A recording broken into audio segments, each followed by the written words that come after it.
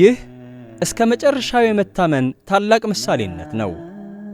ይህ ከአምላኩ ከእግዚአብሔር ጋር ታላቅ ቃል ኪዳን ያደረገው፣ ይህ ቅድስት ሥላሴን በቤቱ ያስተናገደው፣ ስለ አምላኩ ፍቅር ቤተሰቡን ሁሉ ትቶ የተሰደደው የታላቁ አባታችን የቅዱስ አብርሃም ድንቅ ታሪክ ነው። አባታችን አብርሃም ከተመሳቀለ ጎዳና ላይ ድንኳን ሰርቶ መንገደኞችን ሁሉ በእንግድነት እየተቀበለ ሲያስተናግድ ይኖር ነበር። ጥንተ ጠላታችን ሰይጣን ለተንኮል አያርፍምና ይህንን መልካም ግብሩን ለማሰናከል የተጎዳ ሰው መስሎ ከጎዳና ቆሞ አብርሃም እንግዳ መቀበል እንደተወ እርሱ ሊበላ ሊጠጣ ከቤቱ ቢሄድ ራሱን ፈንክቶ ደሙን አፈሶ አጥንቱን ከስክሶ ልብሱን ገፎ እንደመለሰው ይናገር ጀመር። በዚህም የተነሳ እንግዳ ወደ ቤቱ አልመጣ አለ።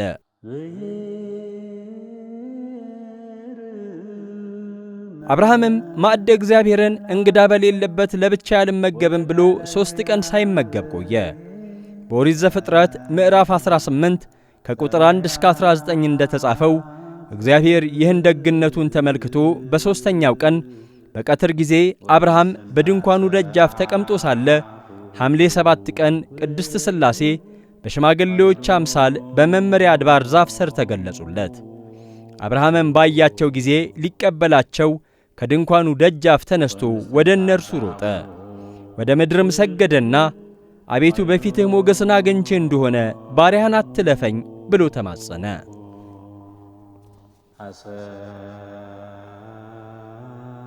አባታችን ቅዱስ አብርሃም ጥቂት ውሃ ይምጣላችሁ፣ እግራችሁን ታጠቡ፣ ከዚህችም ዛፍ በታች ረፉ፣ ቁራሽ እንጀራም ላምጣላችሁ፣ ልባችሁንም ደግፉ፣ ከዚያም በኋላ ትሄዳላችሁ፣ ስለዚህ ወደ ባሪያችሁ መጥታችኋልና ሲላቸው እንዳልህ አደርግ ብለውታል።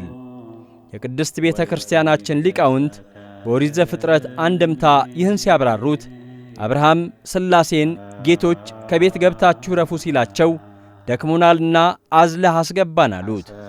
እርሱም እሺ ብሎ አንዱን አዝሎ ቢገባ ሁለቱ በአምላካዊ ጥበብ ከቤቱ ገብተው ተገኝተዋል ይላሉ።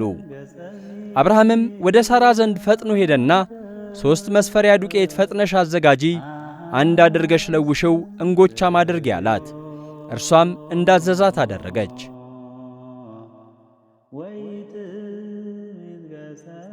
አብርሃምም ወይፈን አርዶ አወራርዶ አዘጋጅቶላቸው ከተመገቡ በኋላ ወይፈኑ ተነስቶ ለአብ ምስጋና ይገባል፣ ለወልድም ምስጋና ይገባል፣ ለመንፈስ ቅዱስም ምስጋና ይገባል ብሎ እግዚአብሔርን አመስግኗል። ቅድስት ሥላሴ አብርሃም ያዘጋጀውን ምግብ ተመገቡ ተብሎ መነገሩም በሷ አምሳል ስለተገለጡና ለአብርሃም የበሉ መስለው ስለታዩት ነው እንጂ ለሥላሴ መለኮታዊ ባሕርይ መብል መጠጥ የሚስማማ ሆኖ አይደለም። ከዚህ በኋላም ቅድስት ሥላሴ አብርሃምን ጠርተው ሚስትህ ሳራ ወዴት ናት አሉት።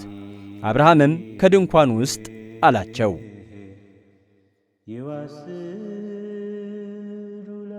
እግዚአብሔርም የዛሬ ዓመት እንደ ዛሬው ጊዜ ወደ አንተ ቤት በእውነት እመለሳለሁ፣ ሚስት ሳራም ወንድ ልጅ ትወልዳለች ብሎ አበሰረው።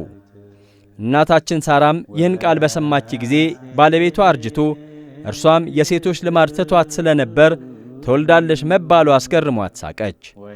እግዚአብሔርም ምስጢሩን በአጽንኦት ለማስረዳት አብርሃምን ሳራ ስለምን ትስቃለች?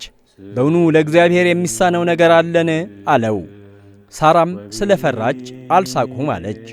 እግዚአብሔርም መሳቋን እንዳወቀባት ከነገራት በኋላ በድጋሚ በዓመቱ ወደ አብርሃም ቤት እንደሚመጣና ሳራ ይስሐቅን እንደምትወልድ አብስሯቸዋል።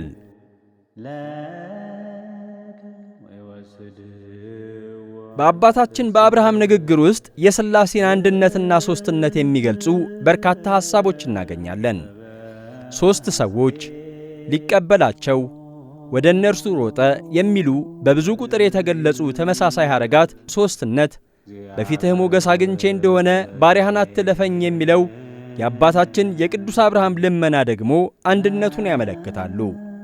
ሳራ ያቦካቸው 3ቱ መጋገሪያ ዱቄት የሥላሴን ሦስትነት፣ አንድ እንጎቻ ሆኖ መጋገሩም የአንድነቱ ምሳሌ ነው። የቅድስት ቤተ ክርስቲያን ሊቃውንት እንደ ተረጎሙልን የአብርሃም ድንኳን የቅድስት ድንግል ማርያም ምሳሌ ናት።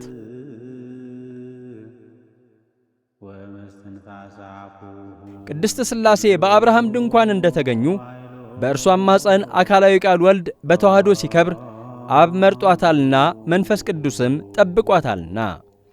አባታችን አባ ሕርያቆስም ለአብርሃም የእንግዳ ተቀባይነቱን ዋጋ የምታሰጭው አንቺ ነሽ እንዳለ በአብርሃም ድንኳን አላፊ አግዳሚው ይመገብበት ያርፍበት እንደነበረ በእመቤታችን አማላጅነትም መንገደኞች ማረፊያ፣ እንግዶች መጠለያ፣ ስደተኞች ተስፋ ያገኛሉና ከሁሉም በላይ የነፍስና የሥጋ መድኃኒት የዘላለም ማረፊያ እውነተኛውን መብልና መጠጥ ኢየሱስ ክርስቶስን የወለደች እርሷ ናትና በአብርሃም ድንኳን ትመሰላለች።